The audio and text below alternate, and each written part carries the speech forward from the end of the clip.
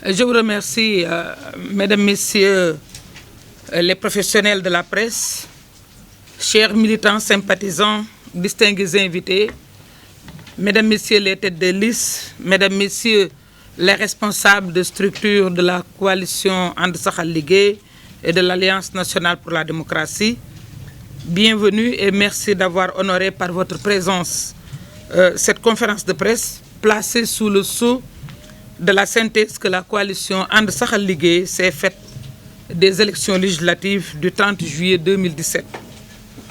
Le Conseil constitutionnel vient de valider les résultats définitifs de ces joutes électorales en distribuant un siège de député à notre coalition pour la 13e législature.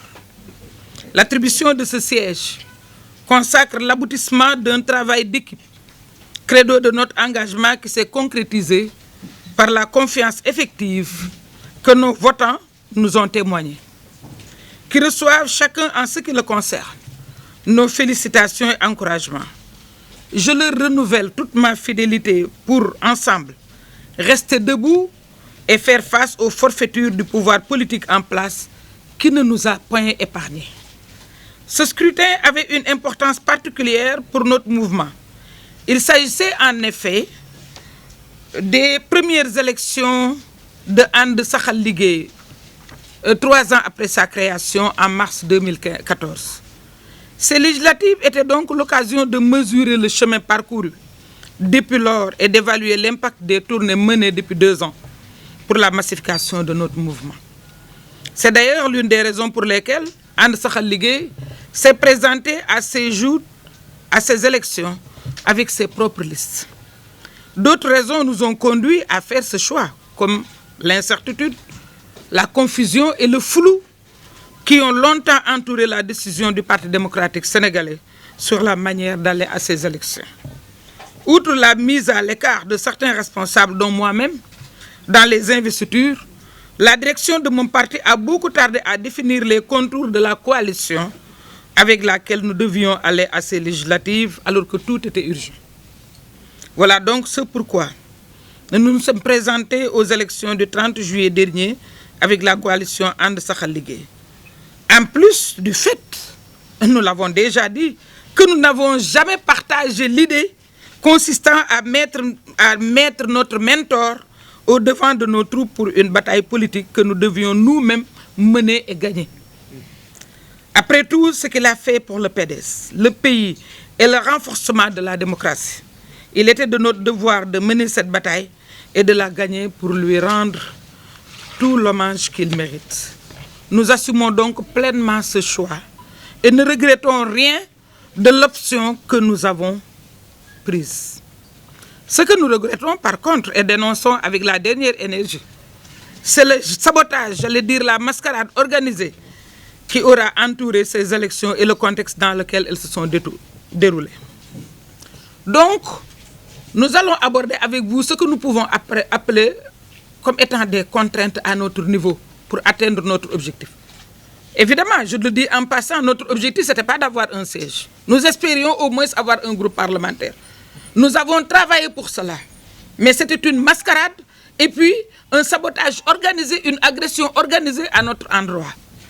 Vous vous en rendrez compte.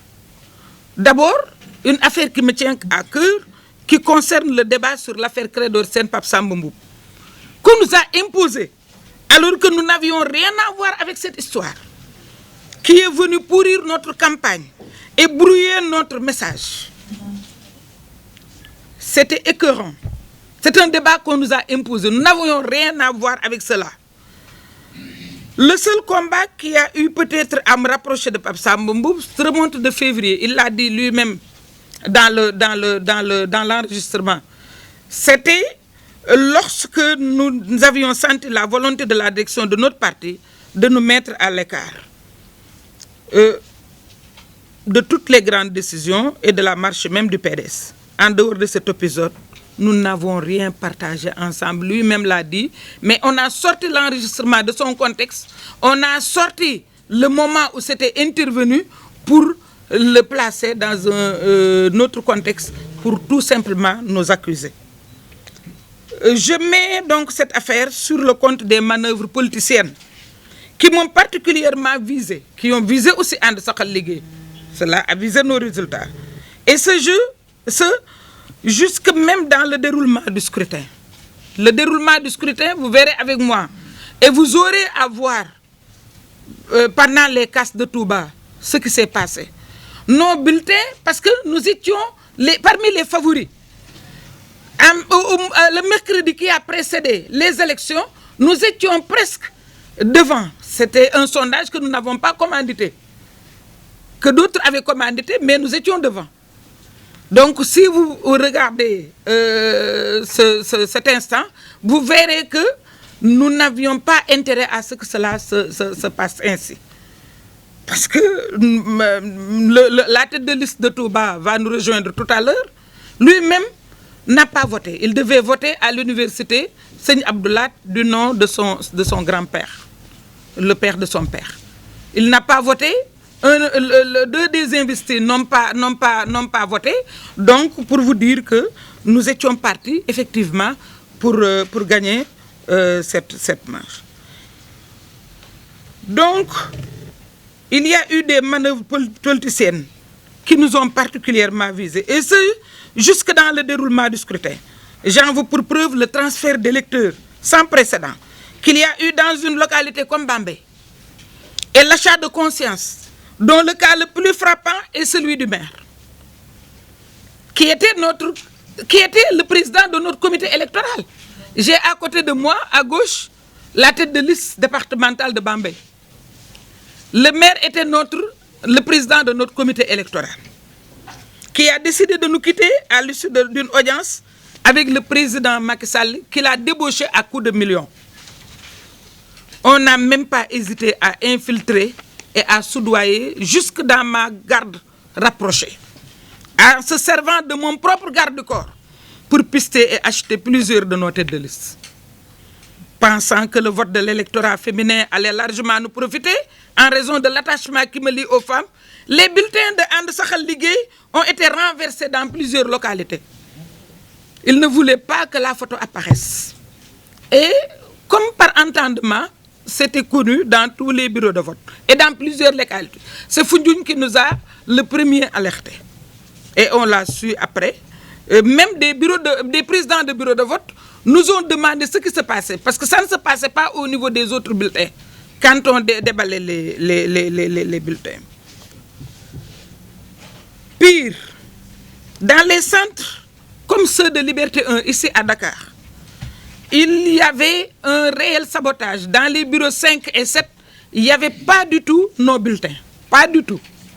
Il n'y avait pas du tout nos bulletins.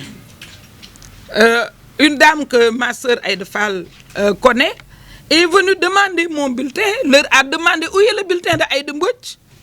Ils ont sorti le lot sous la table. Donc, comme par enchantement, c'était des directives peut-être reçues de je ne sais où. Comme si on s'était passé donc la consigne, juste pour ne pas laisser apparaître la photo d'Aïda Mbodj et mettre les bulletins à disposition.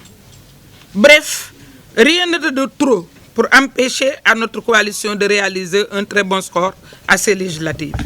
Et surtout empêcher à ma modeste personne de siéger dans la 13e législature. Ça, c'était un défi pour eux. Il ne fallait pas qu'elle retourne. D'autres disaient, pour qu'elle retourne, il fallait qu'elle passe par nous. Mais le pouvoir ne voulait pas que je retourne à l'Assemblée, c'est clair. Hélas, pour Macky Sall et son régime, les électeurs en ont décidé autrement, malgré tous les obstacles qu'ils ont dressés sur notre chemin pour nous empêcher de retourner à l'Assemblée. Nous sommes venus quand même devant 4 coalitions, parce que nous sommes arrivés 10e. Or, 14 coalitions sont présentes à l'Assemblée. Et nous sommes classés 10e. Certes, ils se consolent, selon leurs propres propos, d'avoir laminé Aïda Mbodj à Bambey. Mais qu'ils se détrompent, puisque mon combat n'avait plus et n'aura plus jamais une dimension locale. Je suis au niveau national. C'est Madame Sen. Les Morngom et Pape Diouf étaient en face de cette dame. Et encore qu'elle a du mérite. Parce qu'elle ose affronter les populations du Baol. Eux ne peuvent pas affronter les populations du Baol. Ni Mor Ngom, ni Pape Diouf ne sera tête de liste. Ils ne seront plus des têtes de liste. Ils n'osent pas affronter les populations de Bambey. Ils sont réduits à du courtage. C'est des courtiers. Parce que c'est eux qui ont présenté, je pense, le maire à Macky Sall. C'est des courtiers. Ils sont réduits à ce rôle de courtage. Donc, mon combat, au-delà de Bambey, mon combat, je reste toujours attaché à Bambey. C'est mon fief. Mais au-delà de Bambey, mon combat avait une portée nationale, au même titre que le Premier ministre Mohamed Boun Abdallah Dionne, tête de liste nationale de Benno Bokk Yakaar. Alors que, encore que j'ai beaucoup plus de mérite, vous allez me dire, mais les prétentieuses, non. J'ai eu beaucoup de mérite, beaucoup plus de mérite que Mohamed Boun Abdallah Dionne. Il a sous-estimé son ego. Il s'est accompagné de l'image du président. D'ailleurs, ils ont violé la loi. Ils étaient accompagnés de tout le gouvernement, des moyens de l'État, des moyens illégaux. Alors que nous sommes partis seuls, sans appareil, sans moyens, sans rien, et on nous combattait. Donc nous considérons que nous avons beaucoup plus de mérite. Donc que Mor Ngom et compagnie sachent que je ne boxe pas dans la même catégorie qu'eux. Je ne suis plus de leur rang.